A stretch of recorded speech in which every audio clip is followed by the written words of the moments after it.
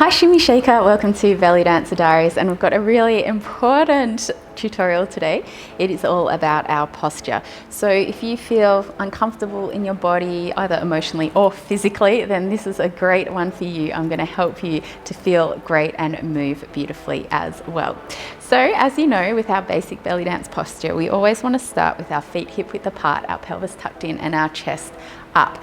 Our hands are out in front on the boardroom table. This is our basic position. You might be finding it's really hard to stand up straight. If you're out here, it's going to be a lot of pressure on your lower back, but as well as that, over time it can make your posture kind of like this. If you are suffering from that, remember, your posture isn't something that you have to think about all the time. It should come naturally to you, and the way that it comes naturally is training your muscles so that you stand in the perfect posture all the time. That's right. You don't have to think about your posture all the time. You have to train your body so that you naturally stand in the perfect posture all the time. If you are like this, most likely it's because you're very weak through here, but very tight through the lower back. You might find that you get lower back pain often. You might find that it's really hard for you to sleep and things like that. You might find that when you do a stretch like this, that you need to do it often and that it hurts. So there's a few things you can do. Firstly, you can engage through your lower core muscles. So squeezing through here, through the lower core, and release, squeeze, and release, squeeze, and release. Really try and engage those core muscles. If your posture is like that, you might find this really difficult at first. Something like Pilates can also help you, and of course belly dancing. That's it. And then also through your glutes. So through your glutes, you want to squeeze through and release. Squeeze through and release. Squeeze through, release. With this kind of posture too, you're most likely really tight through your legs, and if you go to the gym, you'll probably work through here more than you work through your glutes. So if you find you're doing something like squats, for example, and you always feel tired and sore here afterwards, but never here, that's a sign that you don't use these muscles enough. You can see a personal trainer or Pilates instructor, and they'll help you to get that one. Good. Okay, the other thing you can do is, of course, stretch through here. Bringing one leg up, hips forward, feeling it through here. Good. And the other side. Nice. Now, the other thing I often see with people, especially women, especially if you have a dog or you carry a handbag, is one shoulder's higher than the other. So if you imagine you've got your handbag, you're like this, you're trying not to let your handbag fall off your shoulder, so your shoulder is up. Or if you're walking your dog and you're like trying to keep your shoulder nice and strong. Or even if you're at a computer and your desk is higher and you've got your arm up a little bit all day, it's going to really impact through here. So check yourself out in the mirror. Is one shoulder higher than the other? If it is, you want to release this one to come down by stretching through the neck, but then also doing exercises to engage those back muscles. So to stretch through the neck, keep that shoulder down and then just bring your head to the side.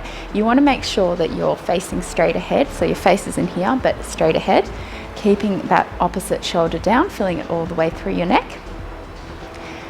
If you are sitting at a desk all day too, this is a really nice stretch to prevent one shoulder getting raised too, or both shoulders getting raised. You can also have both shoulders raised. And other side.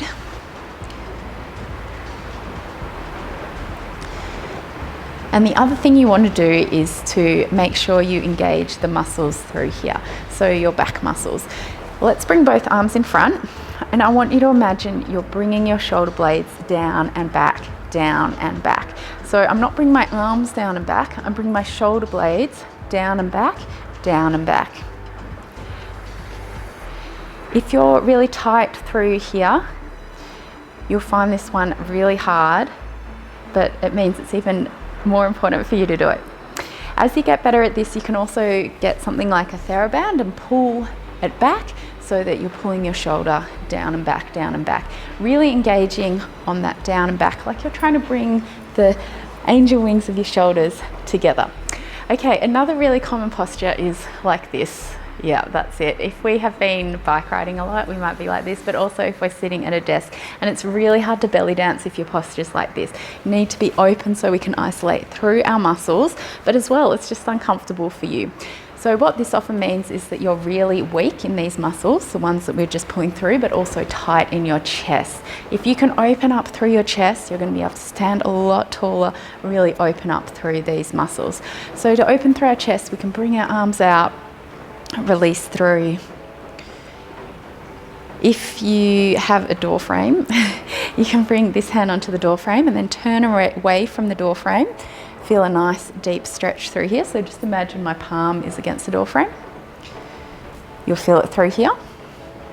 And again, you might find that one side is more intense than the other. And then stretching the other side. Good. So if we do imagine our posture like this, can you see what else is troublesome? Hope none of you are this bad. But also the neck. So the neck is sitting forward a lot. You might find it really hard to bring the neck back because you're so tight. And this one, I know it looks funny, but again, it's really good for us. We want to engage the muscles in our neck to bring the head so that it's aligned with our spine. So to do that, keep your face straight ahead, and then we're just going to tilt the chin back. So it's like you're trying to give yourself a double chin. We're pushing the chin back, pushing the chin back. And this is going to engage all the muscles through our neck. Good.